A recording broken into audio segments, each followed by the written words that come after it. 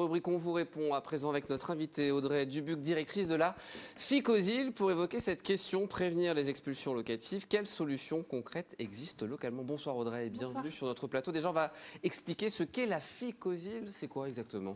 La FICOSIL, c'est une structure d'insertion par le logement qui permet l'accès et le maintien en logement de personnes en difficulté.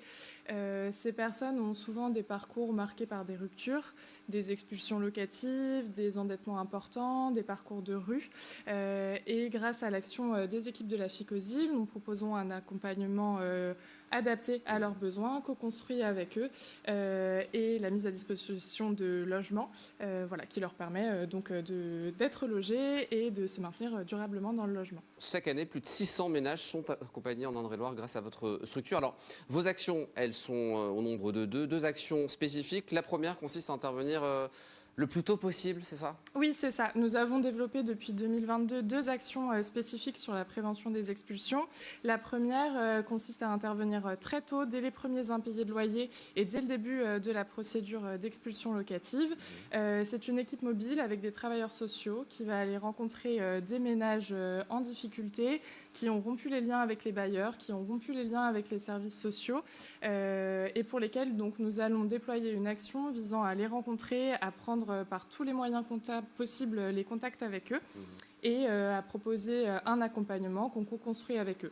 Donc ça va servir à permettre la résorption de la dette, se maintenir dans le logement, travailler sur le budget et sur tous les leviers autour, l'emploi, la santé, pour permettre de reprendre contact avec les services sociaux, les bailleurs et de se maintenir dans le logement. Là aussi, je vais citer quelques chiffres. En 2025, 79 ménages ont été accompagnés dans ce cadre sur une durée moyenne de 7 mois. Alors, quand la procédure d'expulsion est déjà très avancée, là aussi, vous pouvez intervenir. C'est la deuxième action que vous menez? Oui, tout à fait. C'est notre deuxième action. Lorsque la procédure d'expulsion est engagée et que l'étape est de la résiliation de bail, les ménages ne peuvent pas se maintenir dans le logement durablement. Il y a un gros risque.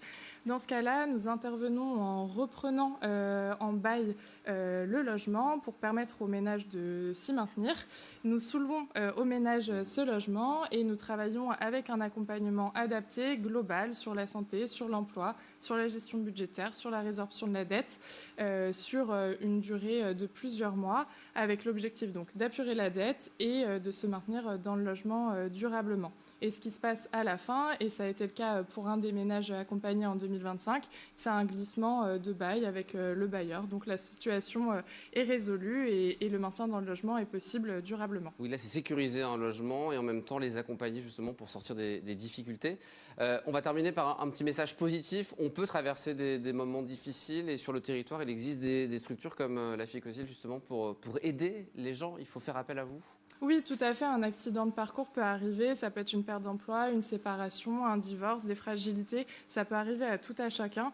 Mais avec des solutions innovantes, des solutions adaptées, conçues et faites avec les personnes, on peut y arriver. Et c'est ce que la FICOSIL essaye de faire sur le territoire de l'Indre-et-Loire. Et on en a parlé ce soir. Pour plus d'informations, vous le voyez en bas, ficosil.fr. Merci beaucoup Audrey Dubuc, directrice de la FICOSIL, d'être venue sur notre plateau ce soir.